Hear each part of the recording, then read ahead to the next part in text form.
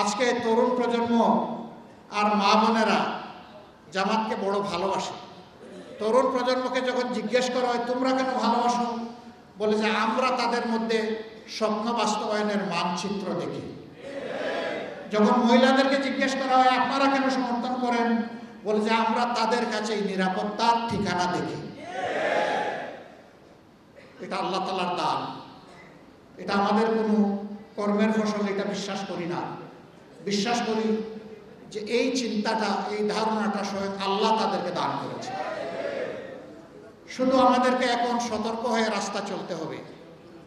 দেশের প্রত্যেকটা মানুষকে আমরা সম্মান করব, প্রত্যেকটা মানুষকে ভালোবাসব। আমরা হব সকলের কণ্ঠ, আমরা মূলত হব মজলুমের কণ্ঠ ইনশাআল্লাহ।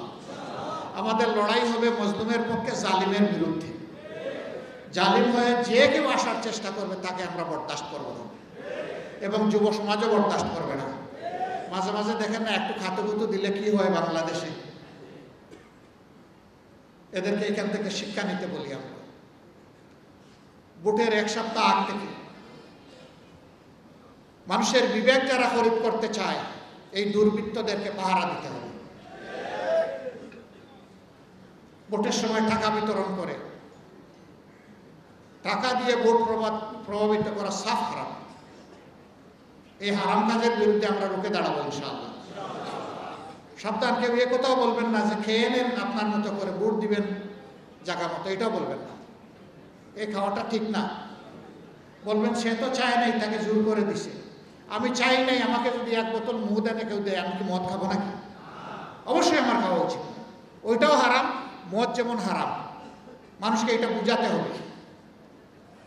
অনেকে আবার টাকা দেয়, সাথে কোরআন শরীফ রাখে, বলে যে দেখো ভাই, এক হাতে কোরআন আরেক হাতে তোমাকে টাকা দিচ্ছি, ইমানদারি ঠিক রাখে। কি একটা মুসিবতে ফেলে দেয় মানুষকে।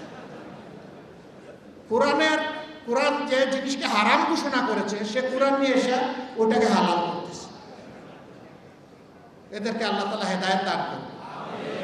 এদের ব্যাপারে এখন থেকে মানুষকে সেন্সিটাইজ করতে হবে, মোটিভেশন দিতে হবে। মানুষ যাতে ওই ধরনের কাজকে ঘৃণা করে, মানুষ যাতে ওই টাকাওয়ালাদেরকে লাল কার্ড দেখায়, ও অপরাধী দুর্নীতিবাজ টাকাওয়ালা, তোমাকে লাল কার্ড। মাঝে মাঝে দেখেন না, এই যে মাঠে ঘাটে প্রান্তরে অনেকে ওপিনিয়ন নেয়, তো জিজ্ঞেস করে যে আপনি কারে ভোট দিবেন, বলে যে আপনি অমুককে ভোট দিব। আগে কারে দিতেন? অমুককে দিতাম। এখন দিবেন না কেন? যে না, এখন লাল কার্ড। এই জন্য লাল কার্ড, ওই যে এরা পচে গেছে, আর কোনো আশা নাই, এরকম অনেকে বলে না, বলে। সুতরাং জনগণকে বলতে হবে যে ওই রকম যদি কোনো দুষ্ট লোক আসে, যারা 5 বছরের জন্য তোমাদের বিবেক খরিদ করতে চায়, তাদেরকে বলবা গরিব হই ধনী হই, আল্লাহ যা রেখেছেন তাতেই আমরা সন্তুষ্ট, তোমাকে লাল কার্ড। তুমি আর আমার কাছে আসবে না। গরু ছাগল কিনা যায় পয়সা দিয়ে, মানুষ কিনা যায় না। আল্লাহ আমাকে মানুষ বানিয়েছেন, আল্লাহ যেন মানবিক মর্যাদায় আমাকে রাখেন। এই মোটিভেশন এখন থেকে আপনারা মাঠে ময়দানে চালু করবেন। পারবেন তো ইনশাআল্লাহ? তারপরে ভোটের আগের রাত বলবেন যে 18 সালে তো আগের রাতে ভোট হয়েছে, এখন আগের রাত পাহারা দিলে হবে না, রাতের পর রাত পাহারা দিতে হবে।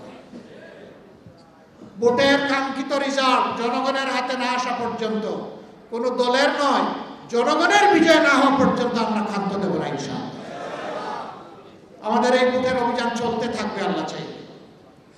এখন এখানে তো আওয়াজ তুললেন আপনারা খুব মজবুত ভাবে, যাওয়ার পরে বলবেন যে অনেক পরিশ্রম করেছি, একটু বিশ্রাম করি নাকি? না। কেউ কেউ বলে যে ভাই আরো তো কাজকর্ম আছে। ঠিক আছে, কিন্তু ধান কাটার সময় আপনি তো সাঁতার কাটতে যান না, মাছ ধরতেও যান না। মাছ ধরাও কিন্তু একটা কাজ। ধান কাটার সময় কিন্তু আপনি ধান কাটতেই যান। যখনকার যে কাজ তখন সেটা আঞ্জাম দিতে হবে ইনশাআল্লাহ। এখানে যুবক যারা আছেন একটু হাত তুলেন তো দেখি। মাশাআল্লাহ, বেশিরভাগ যুবক।